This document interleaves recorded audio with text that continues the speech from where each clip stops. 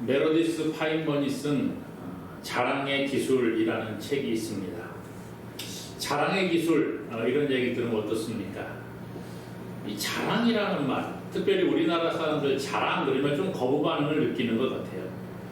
겸손함과 튀지 않음을 미덕으로 생각하는 우리나라의 풍습을 보게 되면 한국인 대다수는 자랑에 취약한 것을 볼 수가 있습니다.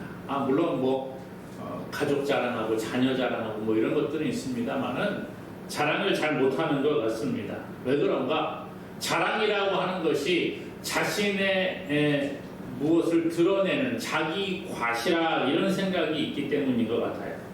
그런데 이 책에서는 저자는 말하기를 자랑은 자기 과시가 아니라 자랑은 부풀리거나 없는 것을 보태는 것이 아니라 자기가 한 일을 사실 그대로 말하는 것뿐이다 이렇게 이야기를 합니다. 이 자랑의 기술은 자신이 해낸 일을 건강한 자부심을 품고 허심탄회하게 자신의 커리어에 대해 이야기하는 방법을 알려주고 있습니다. 그래서 일상적인 생활 가운데 사람들의 자랑을 잘해야 된다 그런 이야기가 아니라 직장 생활을 하는 사람들 가운데 보면 어떤 사람은 앞에서 막 말만 번지를 하는데 승진이 잘 되고 어떤 사람은 정말 열심히 충실하게 일하고 성과를 내는데도 남들에게 말하지 않음으로 인해서 이게 저 사람이 한 것인지 누가 한 것인지 잘 몰라서 넘어가는 경우들이 있잖아요. 그런 것들을 이야기를 하면서 이 저자는 직장 생활 가운데에서 특별히 자신의 성과를 진솔하게 이야기하는 방법 또 이것을 활용해서 자기가 성공하는 방법에 대해 이야기를 해주고 있습니다. 저자는 말하기를 자랑은 거창한 것이 아니라는 거예요.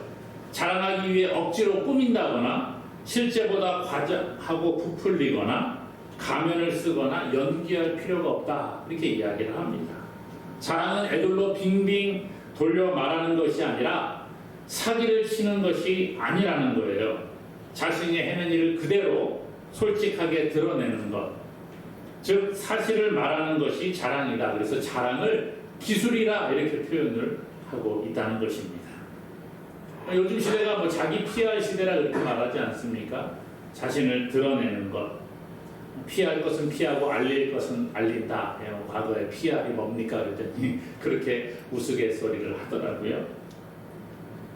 과거에는 자기소개서라고 하면 좀 겸손하게 썼던 것 같습니다. 그런데 요즘은 자기소개서를 쓸 때에 그렇게 쓰질 않습니다. 자기소개서에 보면 요즘에는 자신의 장점을 극대화시켜서 쓰는 것을 봅니다. 나는 이런 사람입니다. 나를 뽑아주시면 나는 이러이러한 일을 통해서 당신의 회사에 많은 기여를 할 수 있으니까 뽑으셔야 합니다. 라고 자신을 드러내고 알려서 성공의 길로 나아가는 그러한 모습을 보여주고 있다는 거예요. 이처럼 자랑이라고 하는 게 꼭 나쁜 게 아니지요. 어떤 자랑은 우리를 좋은 길로 이끌고 좋은 결과를 가져오기도 합니다. 반면에 좋지 못한 결과를 가져오는 자랑도 있다는 거예요.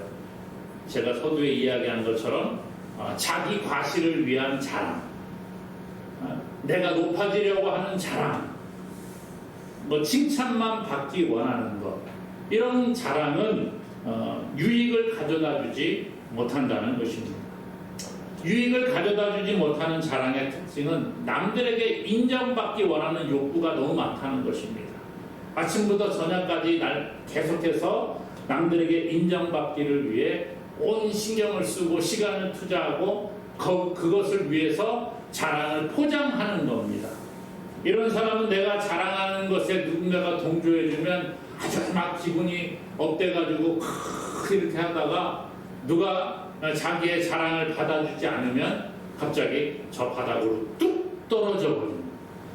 그래서 자기를 반대한다거나 자기의 말에 동조하지 않을 때 그 사람을 비난하고 조롱하고 괴로워하는 것들을 볼 수가 있다는 것입니다. 나의 나됨이라는 것을 다른 사람을 통해 규정받기를 원하는 사고가 그 사람 가운데 있다는 것입니다. 자기 자랑의 뒷면에는 나를 알아달라 이런 마음이 있다는 거예요. 관심받고 싶고 인정받고 싶고 칭찬받고 싶은 속마음이 있습니다. 이것은 자기를 드러내고 싶은 잘못된 욕망에서부터 비롯되는 것이지요. 제가 왜 이런 얘기를 합니까? 오늘 성경에 보니까 이 사람들에게 인정받고 싶어서 자기를 드러내고 거짓말로 자신을 아름답게 막 포장하고 그래서 사람들로부터 자기가 높아지려고 하는 그러한 사람들이 소개가 된다는 거예요. 그 사람을 오늘 본문 성경에서는 거짓 교사들이라 그렇게 말할 수가 있다는 것입니다. 자기를 드러내기 위해서 남들에게 강요를 하고 하는 사람들, 거짓 교사들을 향하여 바울은 너희들이 어리석은 자랑을 하고 있다 이렇게 이야기해요. 무슨 자랑이라고요? 어리석은 자랑을 하고 있다는 거예요. 왜 이런 말을 합니까? 바로 이 거짓 교사들은요, 고린도 교회에 들어와서 잘못된 가르침을 가르치면서 자신들이 높아지려고 하고 자기를 자랑했기 때문이라는 거예요. 그래서 바울은 거짓 교사들을 비판하면서 너희들은 잘못된 자랑, 어리석은 자랑을 하고 있다 그렇게 말하고 있습니다. 사실 세상이 갈수록 살기가 어려워지고 있습니다. 능력 있는 사람이 인정받고 대우받는 것이 일반적인 모습이기도 하지요. 그러다 보니까 내가 무엇을 해야지 인정받을 수 있을까 그런 생각을 하게 되지요. 특별히 갈수록 우리나라의 이제 취업 문이 좁아지고 있는 것 같습니다. 경제 상황이 안 좋아지면서 젊은 세대들, 대학생들이 대학을 졸업을 하면 내가 정말 괜찮은 곳에 취직을 할 수 있을까? 근심 걱정이 많다고 합니다. 그러다 보니까요, 대학에 입학할 때는 좀 쉽게 입학하잖아요. 우리나라 특별히 입시 제도가 그렇습니다. 입학을 했는데 입학을 해서 보니까 이제 졸업하면 뭘 해야 되는가 고민이 되죠. 그러다 보니까 자기의 전공보다는 소위 말하는 스펙 쌓기에 더 많은 시간을 투자하는 경우가 있습니다. 그래서 입학을 한 다음에 대학생들이 여러 자격증을 따는 사람들이 많이 있어요. 왜 그거 따냐? 일단은 뭐든지 따놔야 되겠다는 거예요. 불안하니까. 그래서 자격증에 시간을 투자합니다. 토익 점수를 높이려고 시간을 많이 투자하지요. 뭐 어떤 곳에 나가서 내가 스펙을 쌓기 위해서 시상을 받으려고 합니다. 직장을 구할 때 요구되는 학벌, 학점, 기타 내역 등의 평가 요소에 더 많은 시간을 투자하는 것들을 볼 수가 있다는 거예요. 오늘 이 고린도 교회에 침투한 거짓 교사들도 자기의 능력을 자랑하기 위해서 이런 모습들을 보여주었다는 거예요. 자기의 학식을 자랑하고 내가 이러이러한 사람이라고 지위를 자랑하고 자기의 능력을 자랑하는 그러한 모습들을 보여줍니다. 그래서 이 거짓 교사들이 고린도 교회에 와서 자기들의 학벌을 자랑하고 학식을 자랑하고 능력을 자랑하면서 바울은 이런 얘기하는 거예요. 그들이 왜 그렇게 했는지 아느냐? 너희들을 종으로 삼거나 잡아먹고 빼앗고 스스로 높이려고 그렇게 했다라고 아주 강하게 비판을 하고 있습니다. 바울은 이러한 상황에서 거짓 교사들이 하는 자랑이 어리석은 자랑임을 이야기하면서 야, 너희들이 그렇게 자랑하는 것 그 어리석은 자랑인데 야, 너희들이 자랑한다고 하면 나도 한번 이 어리석은 자랑을 해보겠다 그렇게 이야기를 해요.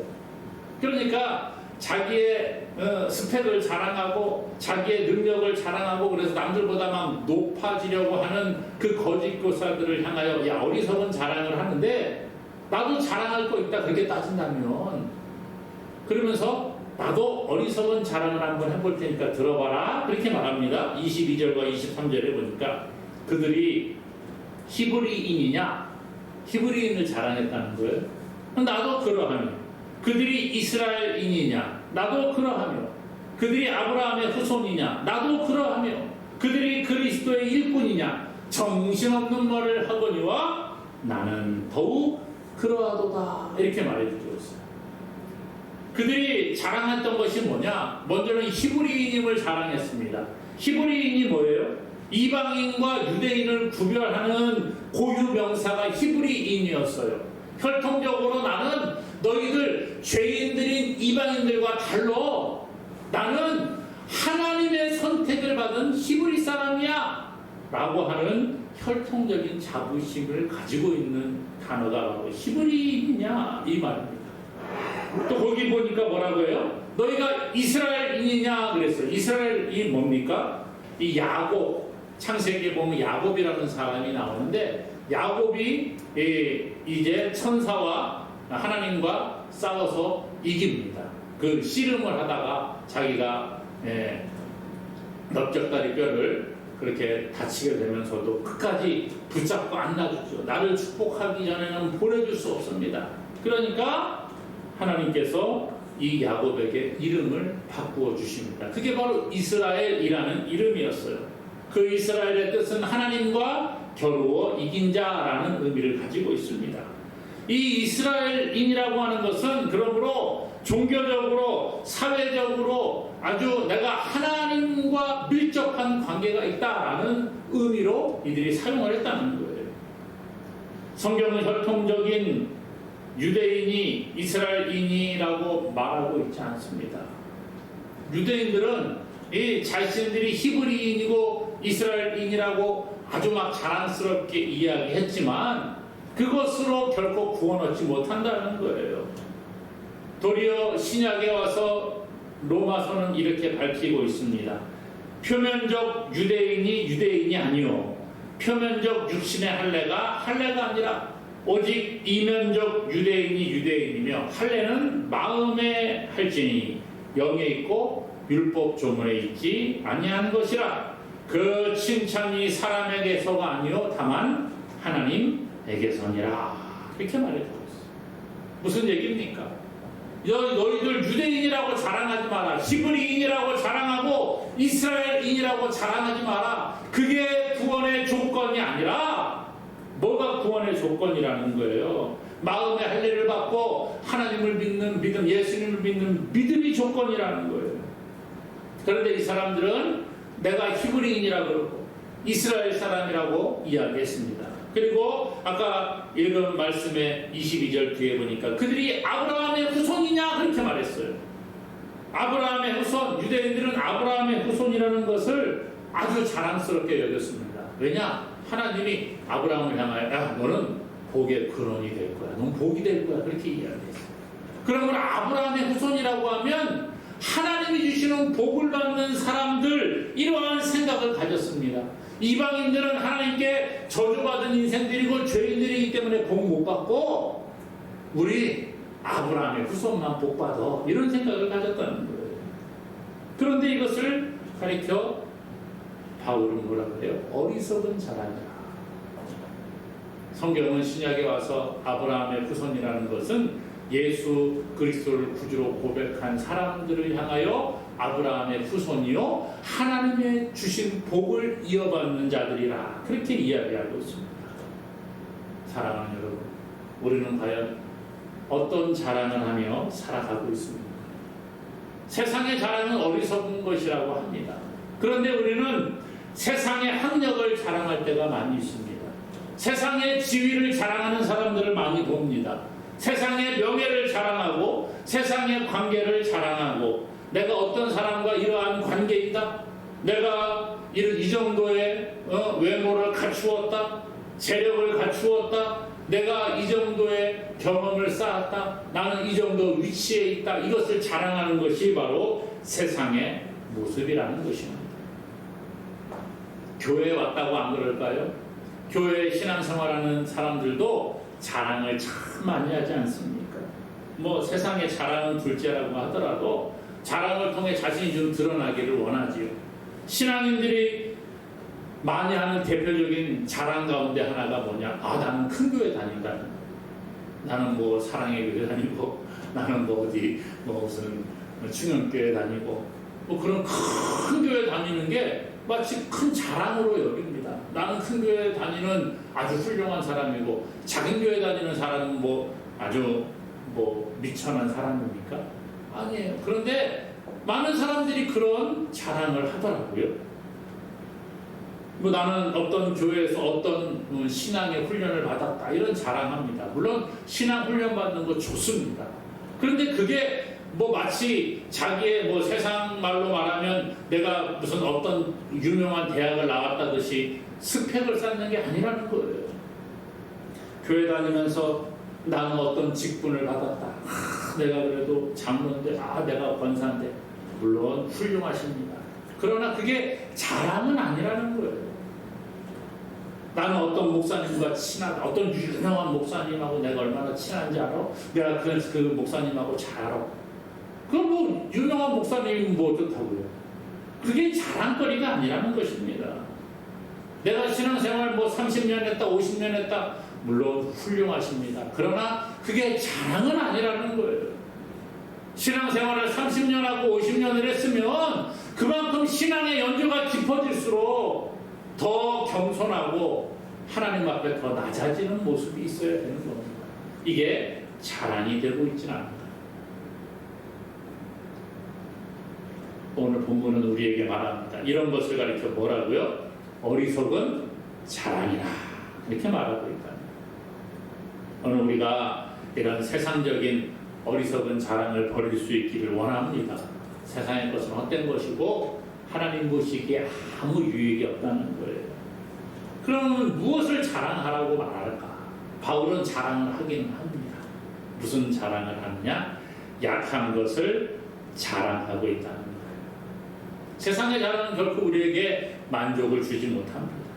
거짓 교사들은 자신이 히브리인이요 이스라엘인이요 아브라함의 후손이요 그리스도의 일꾼이 되었다 자랑을 합니다.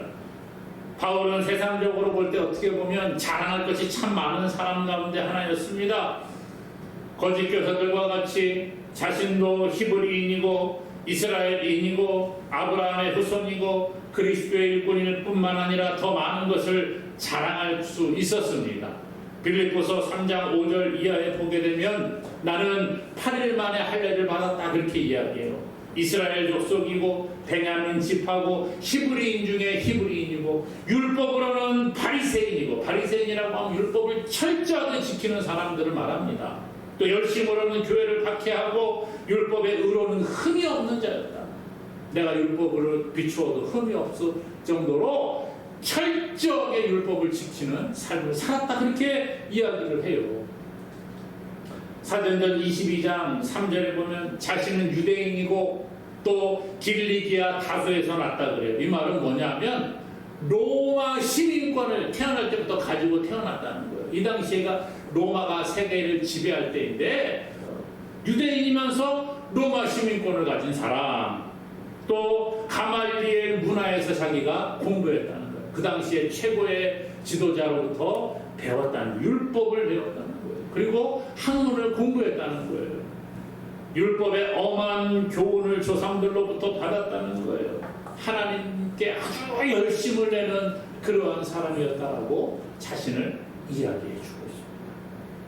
그러니까 바울은 사실 세상적인 스펙으로 보아도 남들에게 꿀릴 게 없는 사람이었다는 거예요. 자랑할 게 참 많았습니다.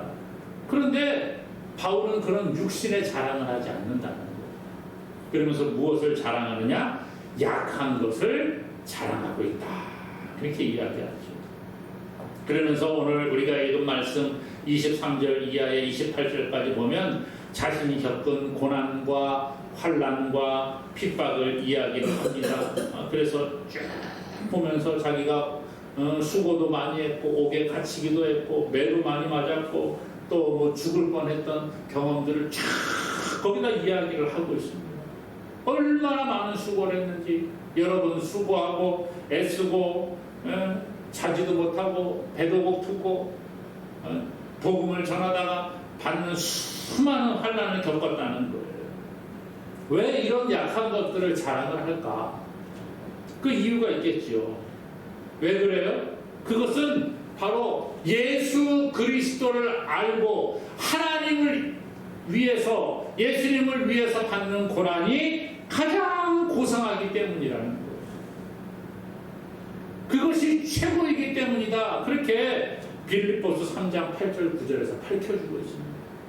그러니까 내가 왜 이런 고난받은 것, 내가 왜 이렇게 어려움을 당한 것, 나의 약한 것들을 자랑하느냐? 그것이 하나님 보시기에는 가장 귀한 거라는 거예요. 세상의 스펙은 아무 필요가 없는 것이고, 하나님을 위해 열심을 낸 것, 하나님을 위해서 복음을 전하다가, 예수 그리스도의 복음을 전하다가 받는 고난이 가장 복된 것임을 내가 깨달았기 때문이라, 그렇게 말합니다. 세상의 자랑은 결코 우리를 구원으로 인도하지 못합니다. 세상의 자랑이 스스로에게 만족을 줄 수 있을지는 몰라요. 내가 이 정도 사람은 되지, 만족을 줄 수 있을지 모르죠. 그러나 그것이 구원의 조건이 되지는 못하는 것입니다.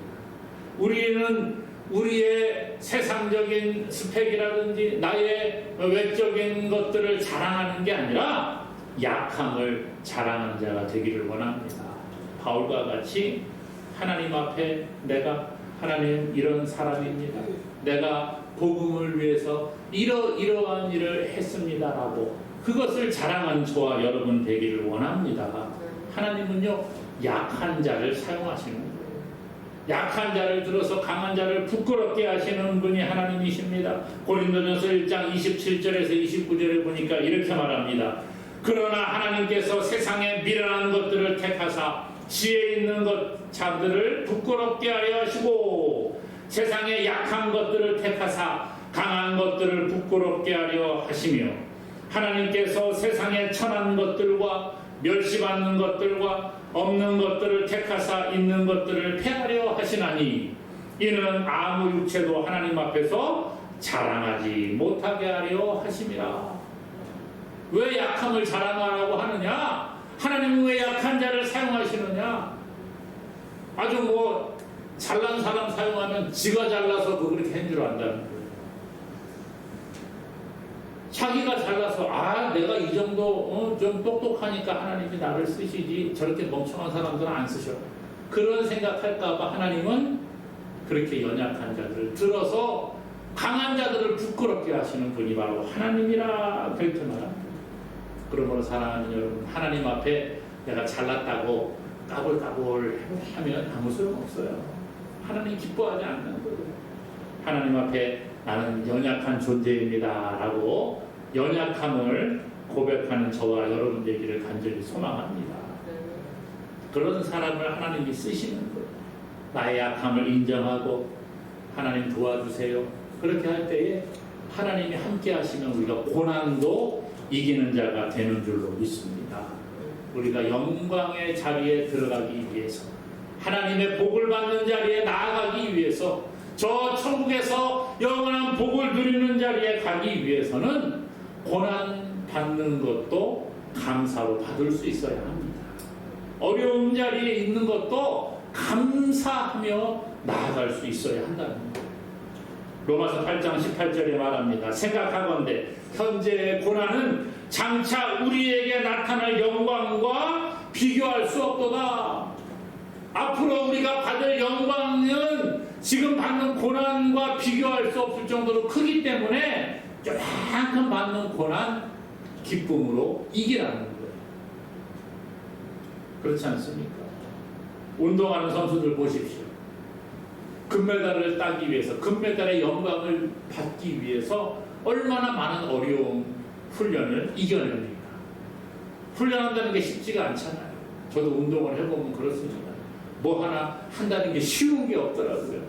그런데 그것을 통과해야지 영광이 있는 거예요. 학생들이 왜 하기 싫은 공부를 합니까? 물론 한두 명 정도는 공부가 제일 쉬웠어요, 이런 친구들이 있더라고요. 그러나 대부분의 사람들은 공부하는 게 쉽지가 않습니다. 그런데 왜 열심히 합니까? 그것을 통해서 좋은 결과, 대학 입시의 합격의 영광, 취업문에서 합격의 영광, 승진의 자리에서 그 승진의 영광, 이것을 누리기 위해서 지금 조금 힘들고 어려워도 이겨내는 거예요. 예수 그리스도께서는 부활의 영광을 위해서 십자가에서 고난을 당하시고 죽음을 맞이하셨습니다. 예수님의 십자가의 고난과 죽음이 없이는 그 부활의 영광은 찾아오지 않는다. 사랑하는 여러분, 오늘 예수님도 십자가의 고난과 죽으심을 통해 부활의 영광을 누리셨는데 오늘 우리는 무엇을 바라보며 나아가고 있습니까? 오늘 바울은 말합니다. 세상의 것들 자랑하지 말고 하나님 앞에 우리의 약함을 고백하고 자랑하고 그래서 하나님의 도우심을 따라 승리하라 이렇게 말해주고 있습니다. 바랍기는 예수님이 십자가의 고난과 죽으심을 통해 부활의 영광을 맞이하신 것처럼 오늘 예수 믿는 저와 여러분들도 예수님의 고난에 동참함으로 말미암아 부활의 영광을 누리는 믿음의 사람들 되기를 다시 한번 주님의 이름으로 간절히 축원합니다.